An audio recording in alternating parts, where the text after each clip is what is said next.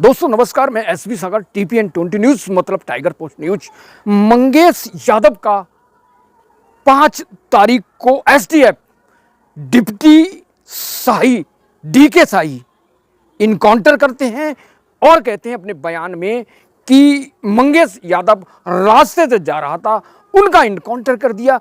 और जो टीम थी एसटीएफ की, डीके शाही जो डिप्टी एसपी थे, उनकी आधी टीम जूते पहने थी, आधी टीम चप्पल पहनी थी और वो खुद चप्पल पहने थे। अब सवाल ये है कि आखिर चप्पल पहन कर इनकाउंटर किया जा सकता है आधी टीम, ये सवाल।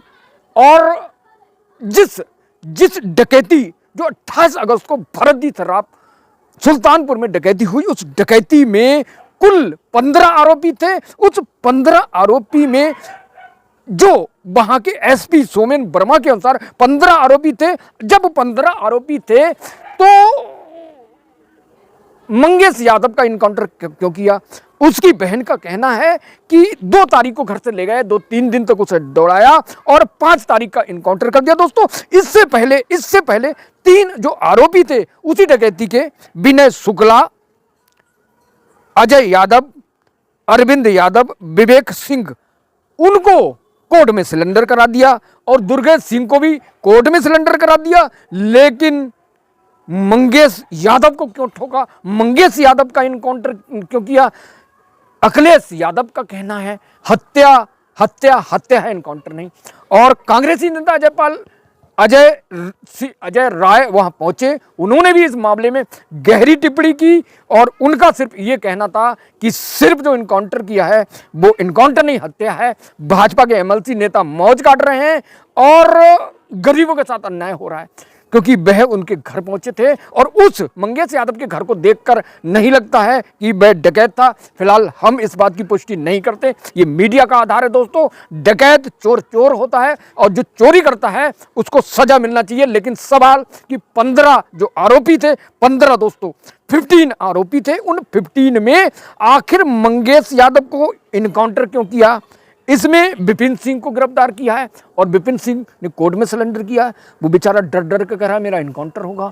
और अरविंद यादव और विवेक सिंह और दुर्गेश सिंह, अखिलेश यादव ने आरोप लगाया ट्वीट के माध्यम से कि जो मुख्य आरोपी था उस आरोपी को बचा दिया गया, कोर्ट में हाजिर करा दिया गया और जो मंगेश यादव था उसका इनकाउंटर कर दिया गया।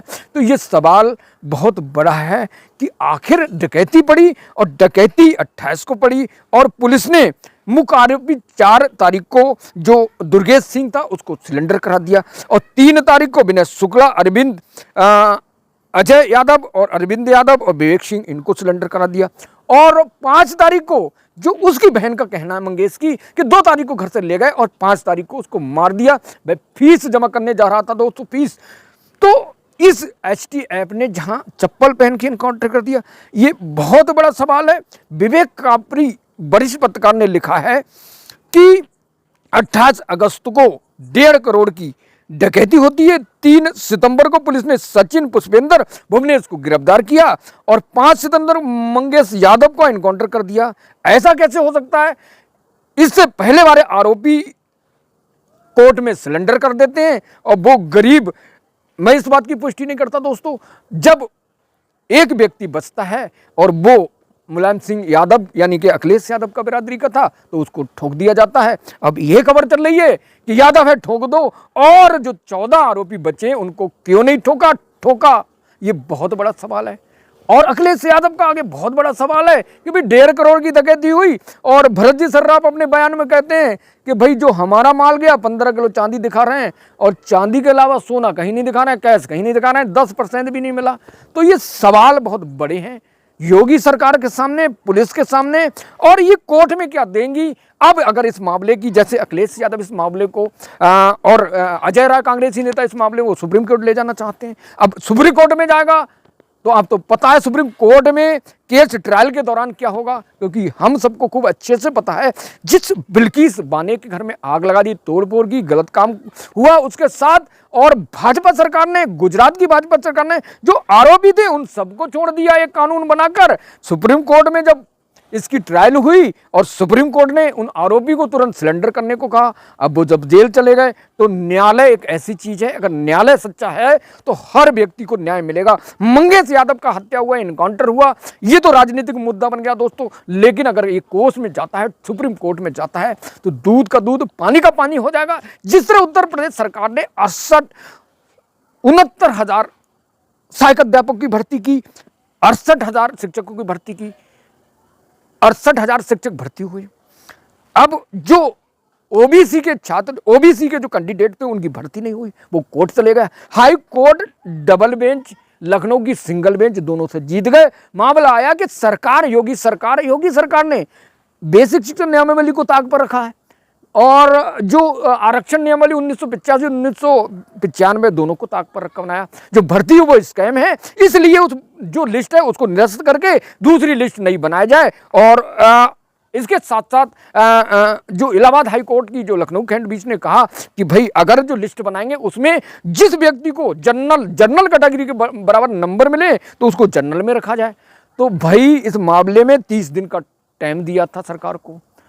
अब उस मामले में सरकार ने 30 दिन की जगह 3 दिन भी नहीं लगाए। 3 दिन लगाने में 3 दिन में लिस्ट बन सकती थी नए कैंडिडेट के, SC ST OBC के। उनकी लिस्ट बनाने की जगह मामला को सुप्रीम कोर्ट पहुंचा दिया और सुप्रीम कोर्ट में रोक लगा दी दोस्तों। तो जब SC ST OBC की बात आती है, गरीब तबके के, कमजोर तबके के लोगों के, जो कम्युनिटी के लोगों उनकी जब बात आती है तो सरकार उनके साथ अन्याय करती। और इस बात का हाई कोर्ट, सिंगल और डबल बेंच ने खुलासा करके ये कह दिया कि सरकार ने जिसको भर्ती की है 69,000 उसमें स्कैम है, फर्जी है और इसको नए सिरे से भर्ती हो और नई सिरे से लिस्ट हो। तो सरकार ने इस मामले में ढील दी। अखिलेश यादव ने यह आरोप लगाया दोस्तों। तो SC ST OBC के साथ छलावा धोखा किया जा रहा है। भर्ती को बार बार निकाला जा रहा है। जो सहायक अध्यापक की नई भर्ती होती, कैंसिल हो जाती, पेपर लीक हो जाता है। ये सरकार में क्या चल रहा है? तो अब जो पेपर लीक कराता है उसके बाद उसकी ढूंढ पड़ताल होती है। अब कोर्ट में मामला चले जाता है तो सरकार मौज काटती है। तो दोस्तों सरकार की अच्छी नीयत चाहिए ताकि SC ST OBC को न्याय मिल सके। और यही मामला था कि जो SC ST में क्रीमी लेयर और उपवर्गीकरण बनाने का मामला था, जिसको सुप्रीम कोर्ट ने कहा कि भैया इनमें SC ST की जो जाति है उसमें उप वर्गीकरण बना दिया जाए। और जिसको लेकर BSP प्रमुख मायावती और जो SC ST के संगठन उन्होंने देश में जोरदार प्रदर्शन करा। सरकार झुक गई, मोदी सरकार, कहा कि हमारा कोई प्लान नहीं है, इस मामले को आगे नहीं ले जा सकते। तो दोस्तों ये सरकार जो है आंदोलन की भूखी है। जब आंदोलन, प्रोटेस्ट, प्रदर्शन होता है तो सब कुछ होता है। तो अखिलेश यादव का यही सवाल है, जिसमें पंडित था, यादव था, क्षत्रिय था, ठाकुर था, लेकिन यादव को क्यों ठोका? तो ये वीडियो इसी को लेकर है। आपको क्या लगता है कि जो इनकाउंटर किया STF ने वो सही किया है, गलत किया है? क्या इस मामले को सुप्रीम कोर्ट में जाना चाहिए? कमेंट करके बताएं। दोस्तों आपके साथ अन्याय हो रहा है, डरने की जरूरत नहीं। न्यायालय जाएं, जिला कोर्ट जाएं, हाई कोर्ट जाएं, सुप्रीम कोर्ट जाएं।